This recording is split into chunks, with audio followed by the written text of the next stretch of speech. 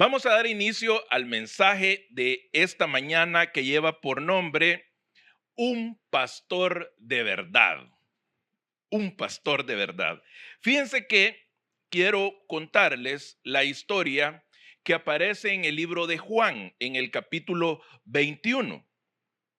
Aquí se narra un acontecimiento que se da después de la resurrección de nuestro Señor. Es decir, en este momento Jesús ya era el Cristo resucitado. Él ya había resucitado, había regresado de la muerte. Entonces él llega a este lugar y se da lo que se le conoce con el nombre de la pesca milagrosa. Estaba un grupo de discípulos en una barca, dice que estaba a cierta distancia, que se podía escuchar, no a la orilla, pero sí que se podía escuchar una voz. Ellos habían estado desde la noche tratando de pescar, pero no habían pescado nada. Entonces Jesús se acerca, ya resucitado, mediante un misterio que todos debemos de tener bien en claro. El Cristo resucitado no es reconocible por cualquier persona. Usted debe de tener cierta paciencia cuando usted le quiere hablar de Cristo a alguien que no lo conoce. Para él no es tan fácil reconocerlo, porque él ya no se presenta en la forma humana que se presentó antes de la muerte. Entonces él les grita: muchachos, ¿tienen algo de comer? ¿Tienen algunos peces? Y vienen ellos y le dijeron: no hemos pescado nada.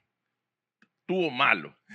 Como cuando el que tiene un puesto en el mercado y ¿cómo está? No, está malo, dicen. Bueno, estos hombres no habían pescado nada. Y él les dice: miren, es que traigan pescado. Pero no tenemos, le dijeron. No lo habían reconocido. Entonces aquí se da aquella famosa historia donde él les dice: tiren la red. Entonces ellos tiraron la red, y cuando sintieron de que venían cientos de peces, ellos reconocieron que eso ya lo había hecho nuestro Señor Jesús antes. Entonces dice que Juan, el que él amaba, se dio cuenta de que el que les estaba hablando a cierta distancia era Jesús, y le dijo: es Jesús. Y todos se emocionaron. Incluso dice que Pedro, me imagino que ha de haber sido un día caluroso, estaba en boxer. Pedro estaba así, medio desnudo, y cuando oyó eso, dice que él se desesperó de que era Jesús el que estaba ahí, y él se aventó porque quería llegar rápido donde estuviera Jesús. En esta barca, la historia narra de que iba Simón Pedro, ahí iba Tomasito, iba Natanael, que es Bartolomé, y también iban, dice la palabra, los hijos de Zabedeo. Todo eso está en el capítulo 21. Ahora, ¿quiénes eran estos señores? Porque cualquiera va a decir: no, pero es que eran grandes hombres de Dios. Fíjense que Pedro, ¿qué era Pedro en este momento? Pedro era el traidor de su mejor amigo, de su maestro. Lo había negado a Jesús. Él estaba en una situación en la que llegaron y le dijeron: hey, este que no es el que andaba siempre con el que están ahí acusando. No, dijo él: yo no soy. Y Jesús se lo había advertido, pero cuando se lo advirtió Jesús, Pedro dijo: no, jamás te voy a negar.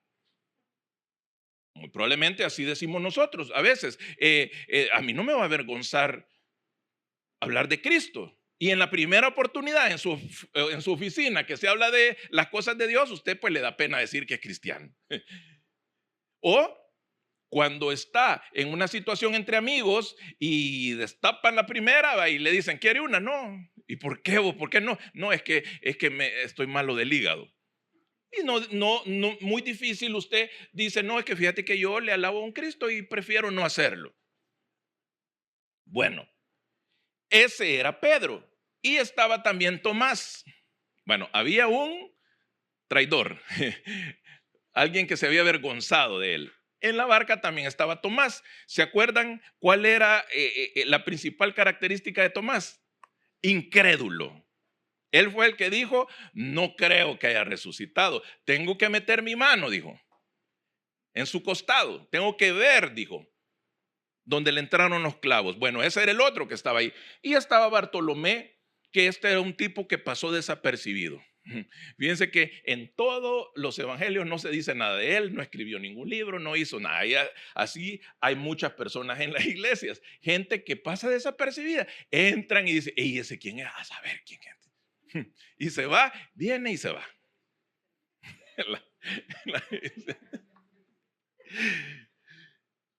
El desapercibido Natanael, ese, pues ahí andaba. Y también estaban los hijos del Zebedeo. Fíjense que estos, les voy a recordar un poco, estos fueron los que llegó la mamá a decir, mira, dale un puesto, porque ellos pensaban de que era un líder político con el que estaban. No sabían, no se habían dado cuenta de que era un tema espiritual y ellos andaban buscando un hueso. Como cuando hay elecciones, ¿va? Y andan ahí, hey, vos sos chero del que va de alcalde. Sí, hombre, mira, y crees que no. Venite y andemos haciendo campaña. ¿Por qué? Porque puede que salga algo. Y mira, ¿verdad que el que vaya era aquel que era compañero de nosotros en el colegio? Sí, ese es. Mira, pues, y todo el mundo se miraba. ¿Y va de qué? ¿De diputado va? No, hombre, entonces acerquémonos. ¿Por qué? Porque puede salir algo. Y fulano, nombre, se lo pusieron en obras públicas. Y capaz nos da, pero vos tenés constructora, nombre, pero es lo de menos. Ahí conseguimos una y lo pisteamos y pisteamos a todo el mundo. Y va a salir negocio. Eso eran estos hijos de Zebedeo. Ellos andaban buscando un hueso. Entonces, ¿quiénes eran los que iban en la barca? Eran personas comunes y corrientes. Los desapercibidos, los que nadie le importaba, uno que se había avergonzado, otro que no había creído y otros que andaban buscando algo. Esos iban en esa barca. Y a eso llegó Jesús. A eso fue a los que llegó y le dijo, muchachos, tienen comida, tiren la red. La red se llena y se acercan. Dice la palabra en ese mismo capítulo 21 que después de que desayunaron, porque acuérdense que era de madrugada, cuando llegaron, es bien interesante, esto nunca lo tienen que perder de vista, Jesús ya tenía peces en las brasas. Cuando Jesús les dice, traigan peces, ellos le dijeron, no tenemos, tiren la red, les dijo. Ellos capturaron peces, pero cuando ya llegaron donde estaba Jesús, Jesús ya tenía peces. ¿Qué significa esto? Que es muy probable que cuando el Señor te pida algo, no te lo está pidiendo para Él. Te lo está pidiendo porque eso es para vos. Pero quiere saber si estás dispuesto a dárselo. Cuando desayunaron, llamó aparte a Pedro y le dijo, mira, Pedro, esta parte en algunas versiones se le llama la restitución de Pedro. Porque Pedro estaba ¿en qué? Estaba en la vergüenza. O sea, Pedro, el que aparentemente tenía un carácter fuerte, aquel hombre sólido, aquel hombre que pues no se achicaba, sacaba el corvo cuando había pleito, pues, se fijaron cuando llegaron a capturar a Jesús, pero después cuando ya vio la cosa seria, se achicó. Entonces él estaba, seguramente, la Biblia no lo dice, pero él ha de haber estado muy triste, ha de haber estado decepcionado y dice, puchica, no pude meter el pecho por mi amigo. Resulta de que lo llama aparte, y eso está en el mismo capítulo 21, en el versículo 15, y dice, cuando terminaron de desayunar, Jesús preguntó a Simón Pedro, Simón, hijo de Juan, ¿me amas más que estos, que todos los que estaban ahí? Sí, Señor, tú sabes que te quiero, contestó Pedro. Y aquí viene la primera instrucción. Entonces, apacienta mis corderos, dijo Jesús. Ahora, nos vamos a quedar ahí. ¿Qué significa apacentar? Esto es bien importante. Miren, El tema tiene que ver con un pastor de verdad. Aquí, nuestro Señor Jesús le está pidiendo una función que es normal y conocida en aquel tiempo, que era una sociedad agrícola, pero no tan fácil de entender hoy que ya no somos una sociedad agrícola. En ese momento, Pedro entendió claramente, porque Pedro sabía que era apacentar corderos. La gente en la actualidad no entiende qué es un cordero, ni entiende qué es apacentar. Hay que explicarlo. Pacer significa alimentar. Pacer es un verbo. Entonces, apacentar significa alimentar. ¿Y qué son los corderos? Cordero es todo ovino, o sea, oveja, que aún no cumple un año. Ese es un cordero. Es decir, toda persona que recién llega a los pies de Cristo, estamos obligados a hacer una función de pastoreo, apacentándolo, es decir, alimentándolos. Usted no tiene que esperar grandes cosas o grandes frutos de los recién llegados.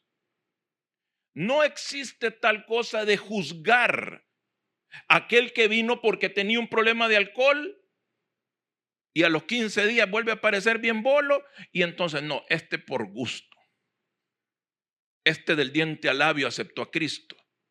No, porque le dice Jesús, ¿de verdad me amás? Entonces, alimenta a los que tienen menos de un año.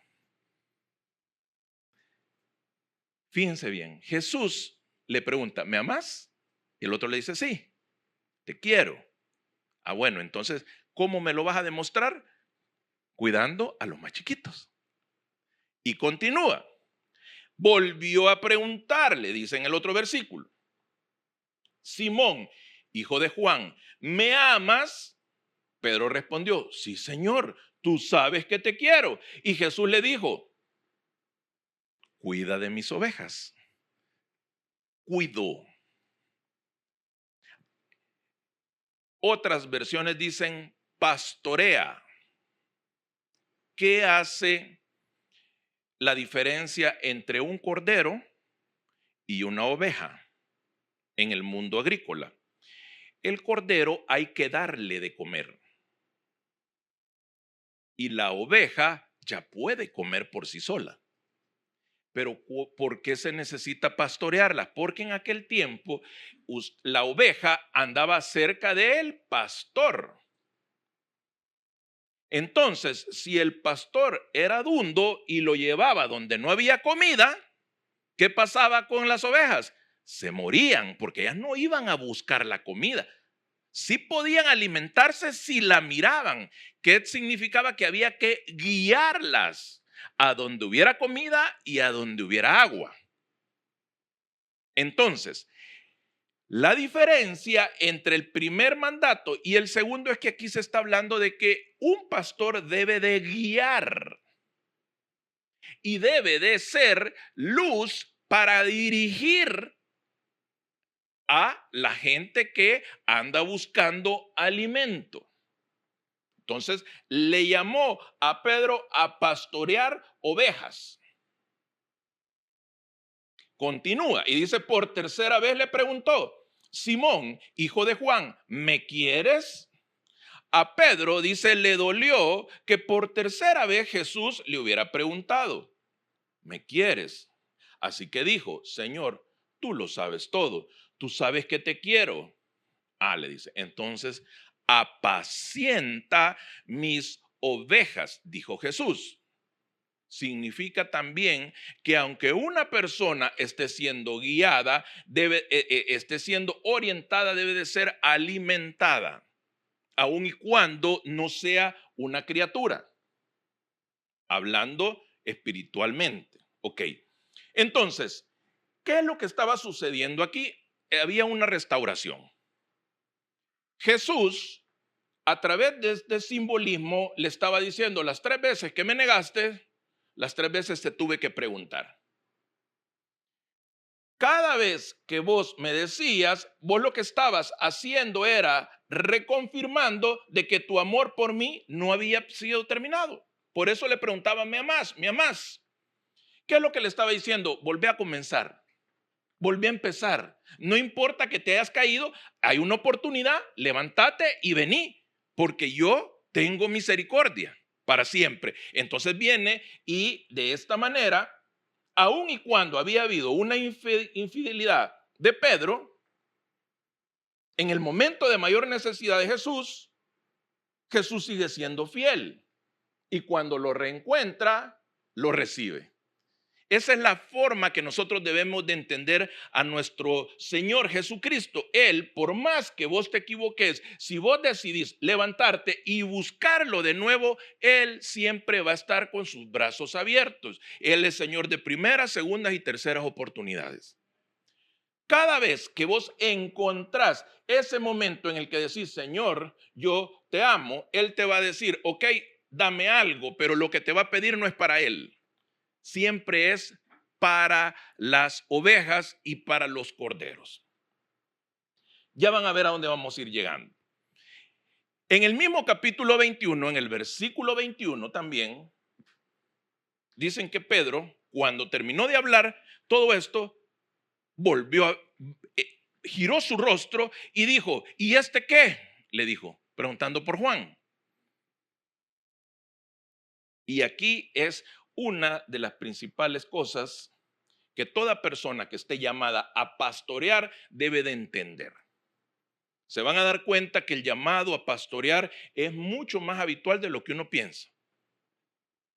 ¿Por qué? Porque nosotros pensamos que el llamado a pastorear únicamente se refiere a venir a un púlpito y dirigir una congregación. Usted se va a dar cuenta que no, que probablemente su llamado a pastorear es desde que usted tuvo un hijo, o desde que usted estuvo en un lugar de privilegio, se hizo dueño de una empresa o jefe en una organización. Probablemente desde ahí usted fue llamado a pastorear. ¿Qué es pastorear? Guiar, orientar para que la gente llegue a donde hay alimento. Bueno, Pedro en ese momento, cuando dijo: pero aquí, ¿qué está pasando? Señor, ¿y este? Preguntándole por Juan. Y Jesús le dijo: mira, Pedro, le dijo, si quiero que él permanezca vivo hasta que yo vuelva, lo voy a hacer. Pero ¿a vos qué te importa? Le dijo. ¿A ti qué? Tú solo sígueme, le dijo. Ahora, imagínense un pastor de una iglesia de 5,000 personas. ¿Qué va a pasar si este hombre se echa las cargas de los 5,000? No le pongamos de 5,000. Imagínense que yo, aquí, pues normalmente nos reunimos entre un máximo de 100 personas. Imagínense que yo me echara las cargas de los 100.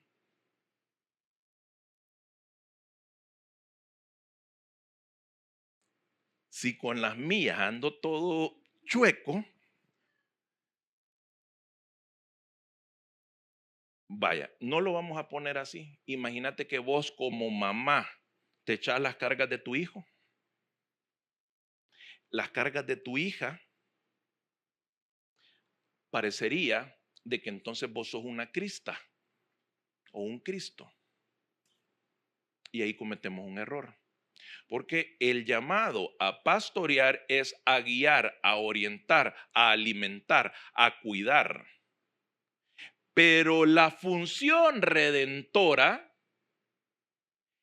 la hechura de los milagros, el perdón de pecados, la certeza de convicción son única y exclusivamente del que murió por nosotros. Usted no puede andarse echando encima las cargas de una congregación necia, las cargas de una congregación que no diezma, un marido incrédulo, bolo. ¿Y qué le pasa? Pura viejita, mira ya, ay, es que viera el marido que tengo. ¿Cómo es posible que una persona que su hijo se ha equivocado y que dice creerle a Cristo vive atormentándose por la equivocación de su hijo? Es él quien lleva las cargas. Es importante que nosotros salgamos de aquí descargados. ¿Por qué? Porque no tenemos fuerzas para llevar cargas de nadie. Eso es bien importante.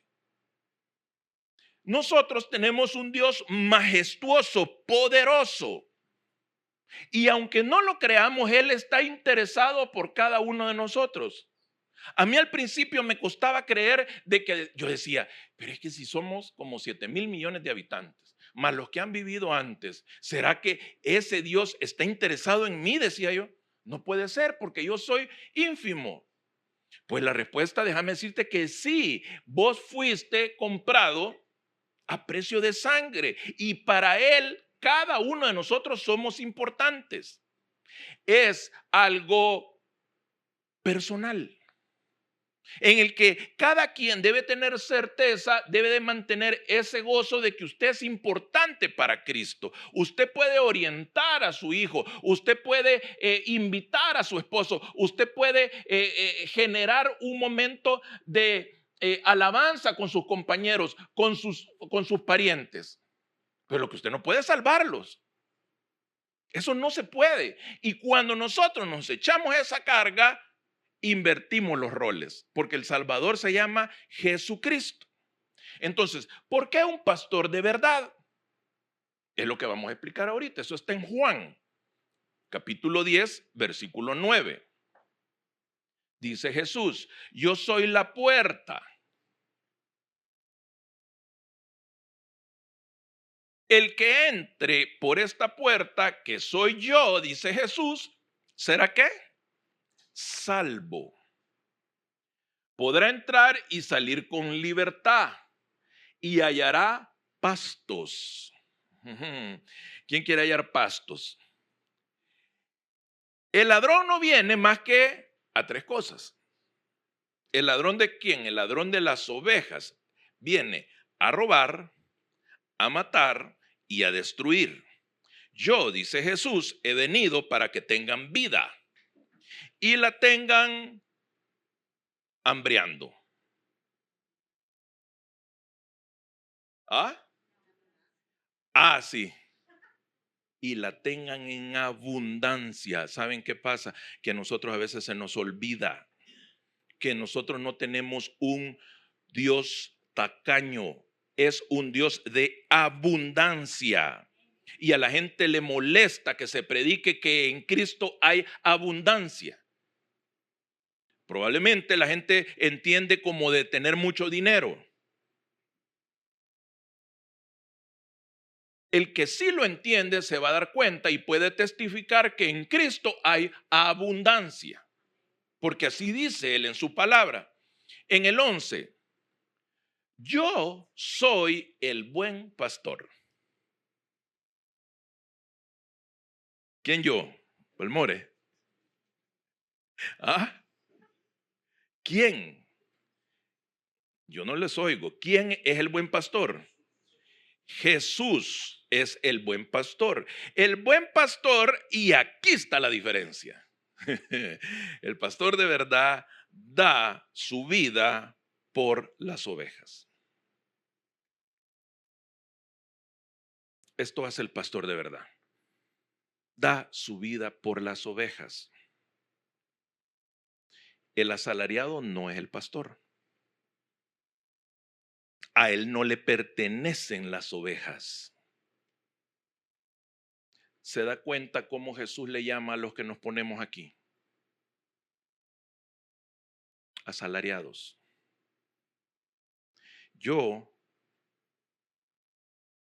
Imagínense que un día, ojalá no muy lejano, vayamos a pasear al mar.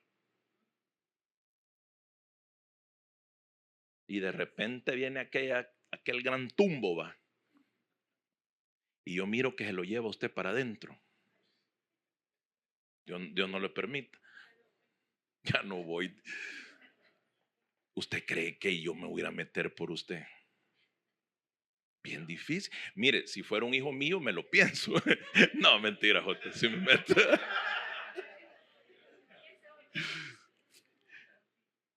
Póngase a pensar. Yo sé que usted por un hijo se mete. Yo sé que se mete. Sí, por un hijo.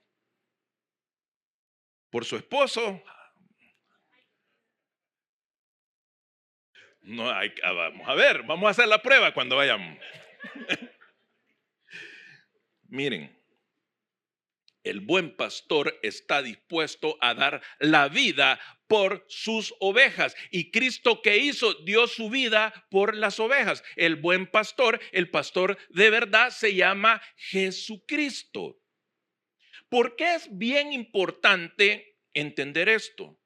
Porque muchas veces el pastor, el líder, ya se va a dar cuenta que pues no aparece ese nombre más que solo para él en el Nuevo Testamento. Usted se va a dar cuenta que a los que nos ponemos aquí se les llama líderes o también se utiliza el nombre de obispo.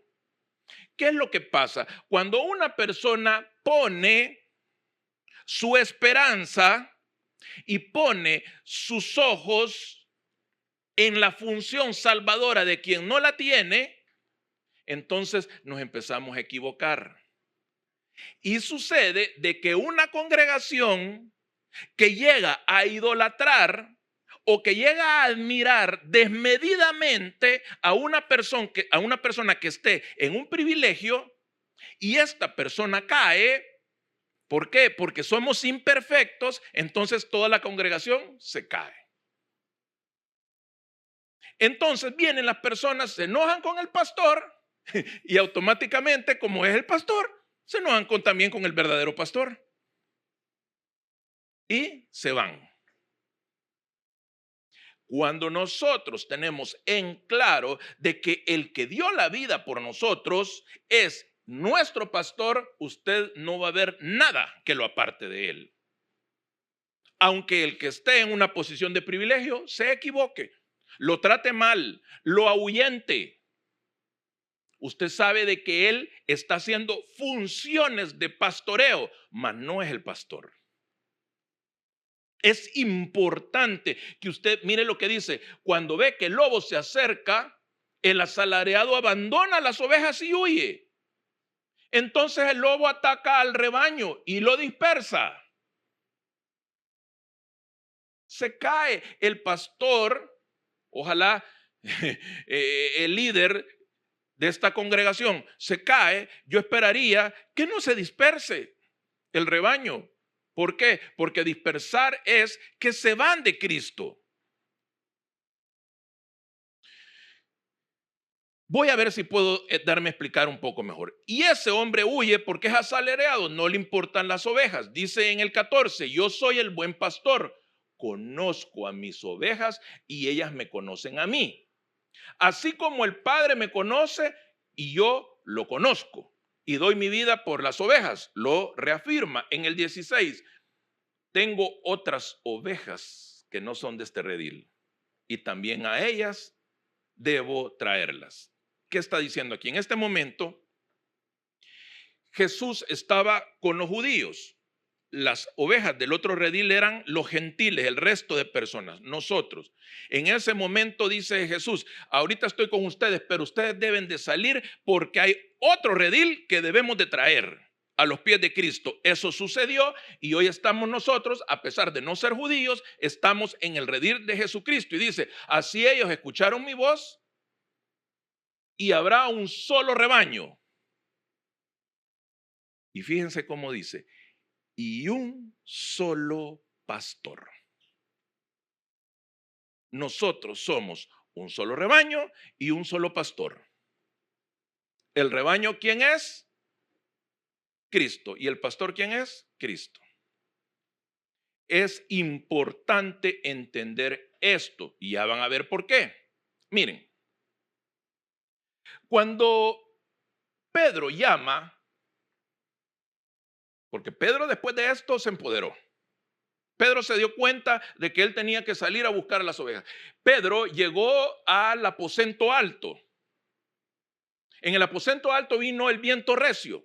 Él recibió el Espíritu Santo y todo miedo se acabó.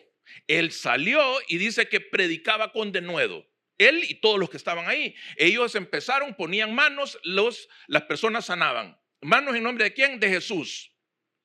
Llevaron la palabra hasta lo último en la tierra. Hablaban otras lenguas.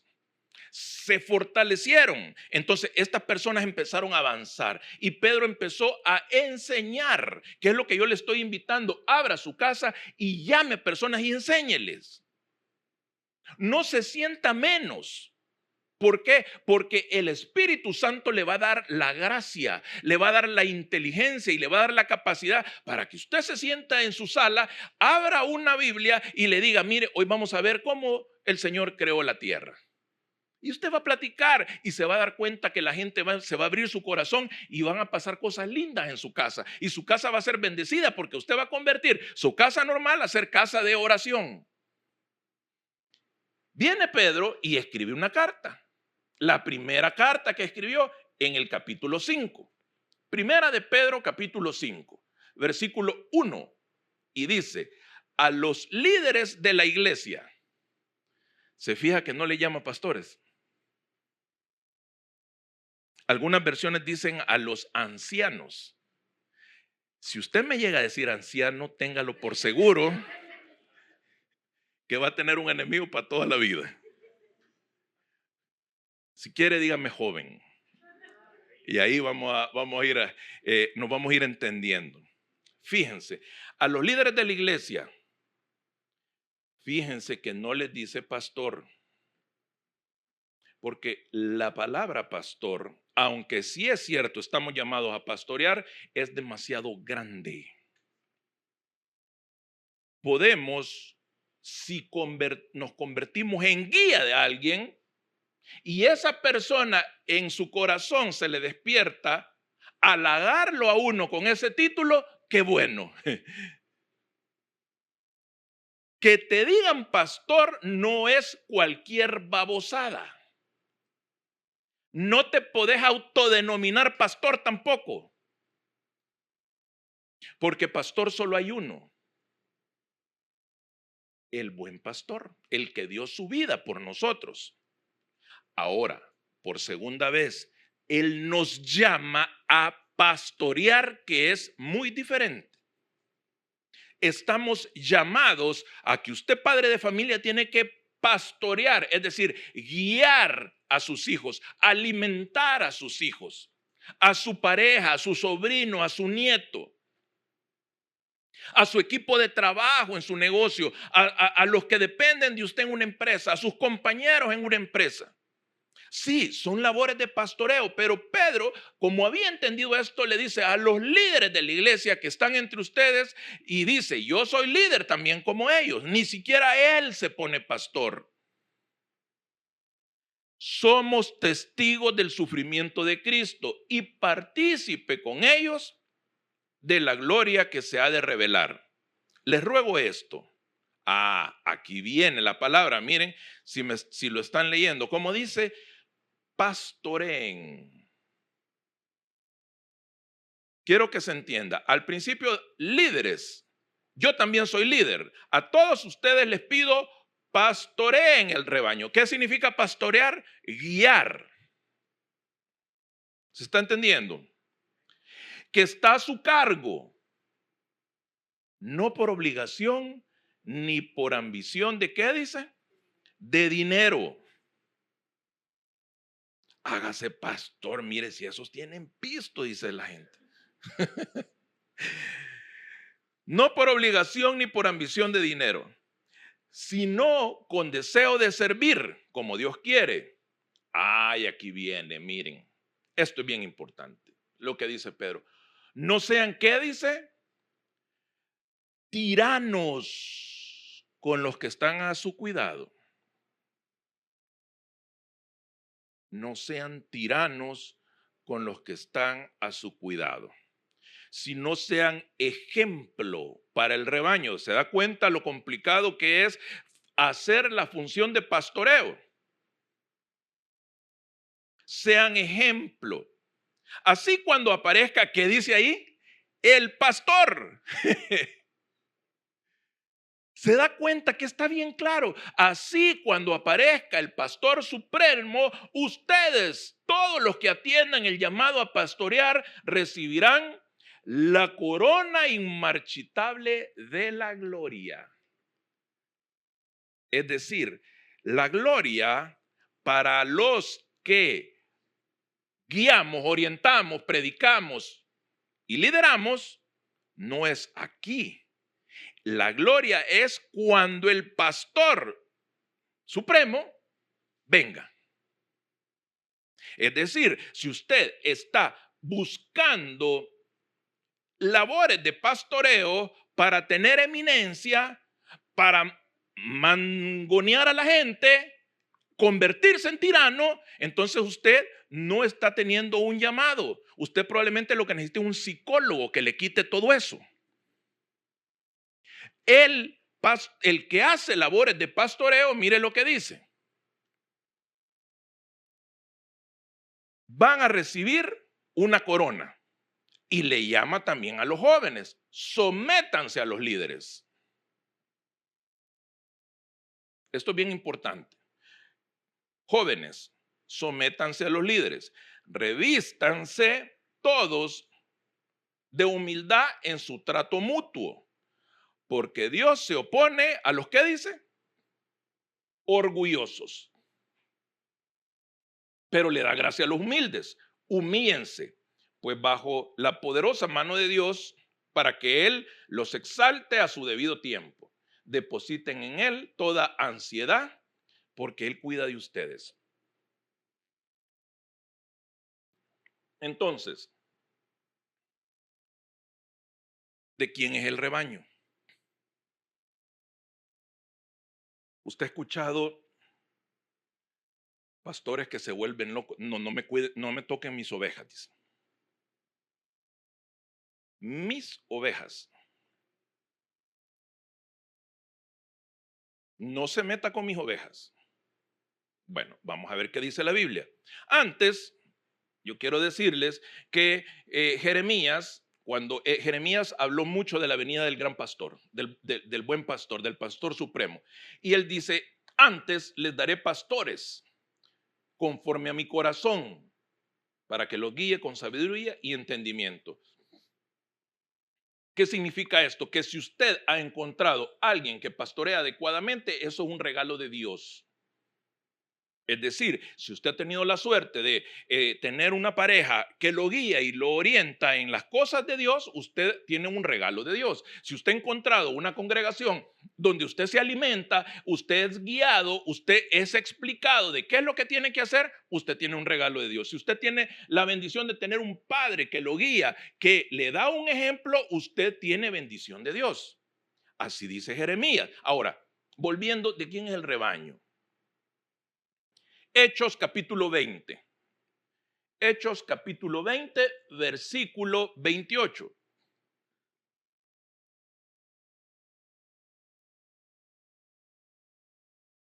Tengan cuidado de sí mismo. Le está hablando a los líderes. Tengan cuidado de sí mismos y de todo el rebaño. Miren, uno debe de pedirle al Señor discernimiento para que nada de lo que esté escrito pase desapercibido. ¿Qué significa esto? Cuando usted es un líder que está más preocupado por el pecado de la congregación más que por su propio pecado, usted está en problemas. Si usted es un líder de hogar y usted está más preocupado en los errores de su pareja que en los suyos, usted está en un error, está en desorden. Cuando usted está más preocupado de que su hijo es un haragán y usted es el doble de haragán, usted está en un problema. ¿Por qué? Porque en los hechos dice, tengan cuidado de sí mismo. Primero, le está diciendo a los líderes. Y después de todo el rebaño, sobre el cual el Espíritu Santo los ha puesto como, ¿qué dice ahí? Como obispos. Para pastorear, o sea, el pastoreo es una función, no es una identidad. ¿Se entiende eso? Son puestos por el Espíritu Santo como obispos, ¿para qué? Para pastorear la iglesia de Dios. Que la adquirió, ¿qué significa adquirir? Pagar. Usted viene en su carro. Ey, ¿cuánto diste por ese carro? Ah, di 4,000 pesos. Los pagó. ¿De quién es el carro? De él. ¿Verdad? Entonces, aquí dice que la iglesia de Dios, él la adquirió con su propia sangre. Es decir, la iglesia son las personas, no son los templos. Eso, el templo es el edificio, la iglesia es el grupo de personas. La iglesia le pertenece a Cristo. No le pertenece ni a las congregaciones ni a los pastores. ¿Se entiende eso? Es importante que usted sepa de que usted le pertenece a Cristo, no a quien lo quiere mangonear. Desde el momento que usted pierde su identidad, usted perdió todo. Porque entonces usted ya no sigue a Cristo, sigue a cualquier otra cosa. Es importante entender que solo hay uno que puede hacer una pesca milagrosa, y ese se llama Jesucristo. Es importante que nosotros, mira, imagínate que vos venís y decís, puchica, ¿cómo quisiera yo por fin tener mi propio negocio? ¿Cómo quisiera yo por fin encontrar paz en mi hogar? Que se acabara aquella historia de que vivir como perros y gatos. Que los gritos se terminaran en mi casa. ¿Cómo quisiera que por fin encontrar paz conmigo mismo? Me equivoqué, pero no me he podido perdonar. Alguien me hizo daño, no le he podido perdonar. Vivo en un mundo de tristeza, de amargura. ¿Cómo puedo yo hacer? Miren,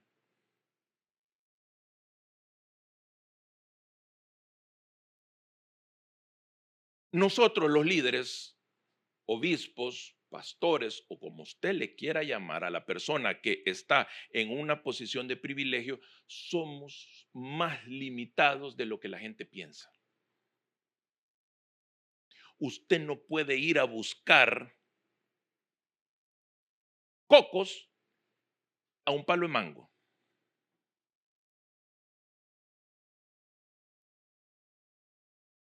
Usted puede venir, y estoy hablando a la congregación que sea, buscar palabra, orientación, un momento de alabanza. Qué lindo cuando uno logra alabar al Señor. Cuando uno se conecta con Él, uno siente que todos los problemas se acaban.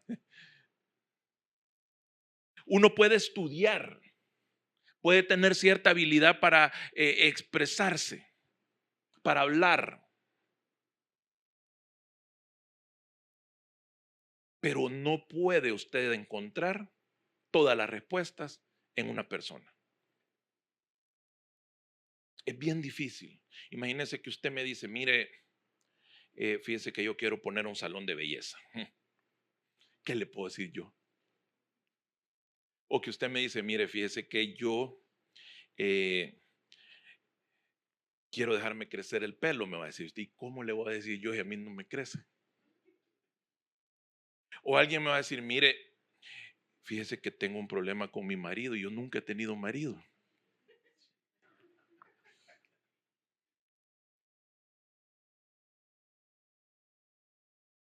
Fíjese que yo me quiero ir a vivir a los Estados Unidos. Yo nunca he vivido en los Estados Unidos.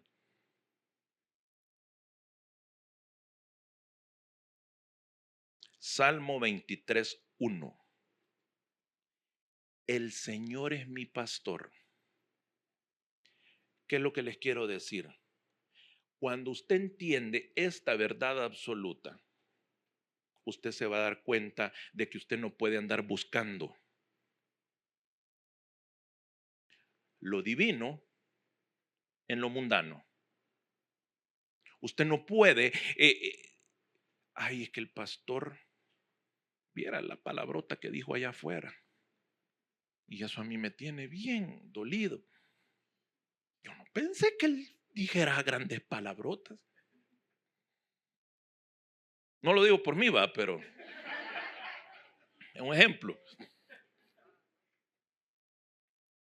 Deje de poner su mirada en lo mundano. El Señor, dice, es mi pastor, nada me falta.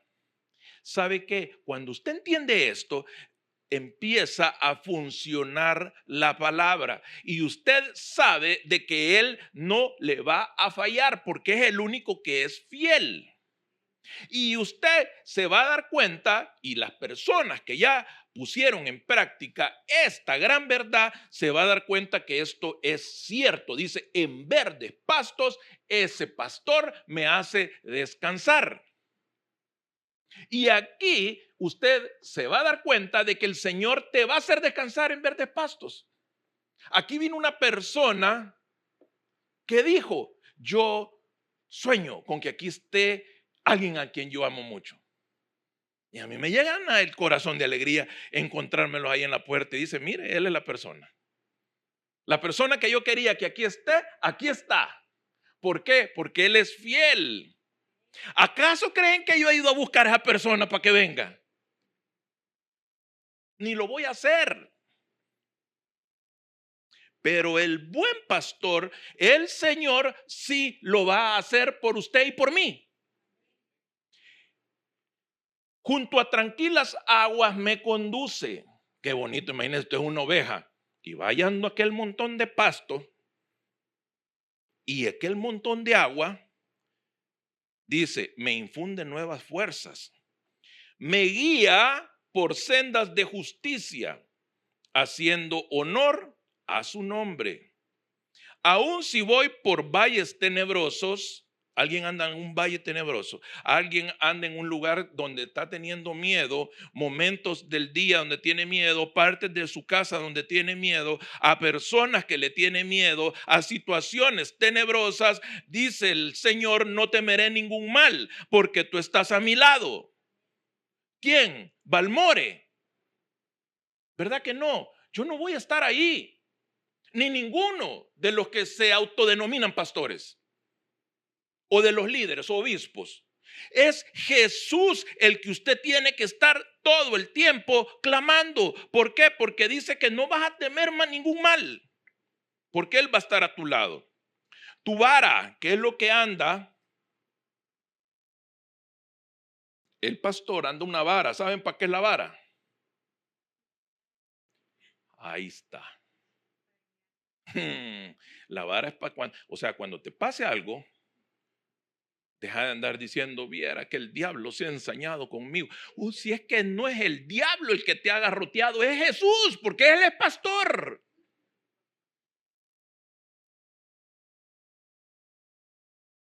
¿Qué significa? Que el pastor corrige también. Jesús corrige.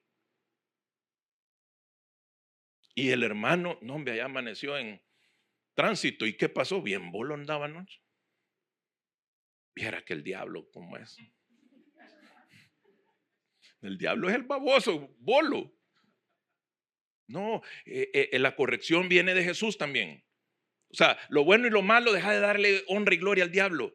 Es de Jesús, somos hijos de Él. Él es nuestro pastor. La vara, y que dice que también lo va a reconfortar el bastón o callado, que es para jalar. Me reconfortan. Dispones ante mí un banquete en presencia de mis enemigos. Esto le gusta a un montón de gente pleitista. Algunas versiones dicen aderezas, banquete en frente de mis enemigos. Has ungido con aceite mi cabeza para que nada te moleste. Los mosquitos que van a llegar ahí, vos andás bien aceitadito, no hay problema. Has llenado mi copa hasta rebosar, hasta rebalsar. Seguro estoy de que la bondad y el amor me seguirán todos los días de mi vida. Y en la casa del Señor habitaré por siempre. ¿Alguien quiere habitar por siempre? Bueno, ahí está. Él es el pastor de verdad. De verdad. ¿Por qué? Porque Él es verdad. Ahora, con esto terminamos. Si querés, prepárense. La pesca milagrosa. Ahí empezamos, ¿verdad? Fíjense que el Señor está lleno de simbolismos. Él le encanta enseñar con símbolos. Fíjense que cuando estudiaba yo esto, encontré una reflexión de un pastor anciano, de uno de esos predicadores de los de antes. Y me encantó una reflexión que él hacía. Fíjese que él comenta de que cuando Pedro negó a nuestro Señor, lo hizo a la par de unas brasas, porque hacía frío en ese momento y él llegó a ver qué noticias lograba escuchar del juicio que le estaban haciendo a Jesús. Entonces él se acercó a un lugar donde habían brasas, a calentarse. Y ahí, cuando las brasas le alumbraron la cara, fue que una muchacha dijo, este es el que andaba con Jesús. Y él dijo, no. Entonces, fue a la luz de unas brasas donde lo negó. ¿Y sabe dónde fue restituido? A la luz de unas brasas también. ¿Qué significa esto? Las situaciones no son en sí las malas.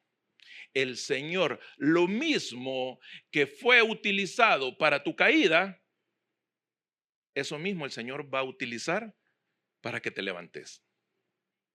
Cuando vos encontrás la certeza de que Él te puede restituir, vos estás listo. Y quizás ya tiraste la red a saber cuántas veces. Yo no sé cuántas veces vos has invitado a una persona a los pies de Cristo. Yo no sé si el Señor te está llamando esta mañana a que abras tu casa para una célula, o que mandes un mensaje, o que mandes esta prédica. Y quizás a alguna persona ya le dijiste 10 veces. Pero ¿cómo lo hiciste? Lo hiciste con expertos. Los pescadores que andaban ahí eran expertos en la pesca, pero faltaba el pastor. Y el pastor hoy te dice, tira otra vez la red. Fallaste en un negocio, fallaste en una empresa, fallaste, yo no sé en qué fallaste. Pregúntate si en ese momento el gran pastor, el pastor supremo, estaba con vos. Si no lo estaba, hoy es un buen día para que vos le digas, buen pastor, ¿será que tengo que volver a tirar la red? Yo le voy a pedir al Espíritu que se derrame en este momento para que vos puedas recibir una respuesta. Para que vos, aquella incertidumbre, aquella situación que vos ya creíste perdida, aquella persona que vos dijiste, no, este nunca va a aceptar, este nunca va a querer hacer algo, empezá. Empezá ¿cómo? En la forma que el gran pastor te lo diga. Y esa forma es mediante la unción del Espíritu. Así que a las personas que nos están viendo, yo los animo que en este momento pongan una alabanza. Ponga en YouTube o en la plataforma que nos esté viendo alabanzas de adoración. La primera que le salga, en esa concéntrese, conéctese con el Espíritu y se va a dar cuenta que el gran pastor va a hablar a su vida. Que el Señor les bendiga. Pasen un feliz día.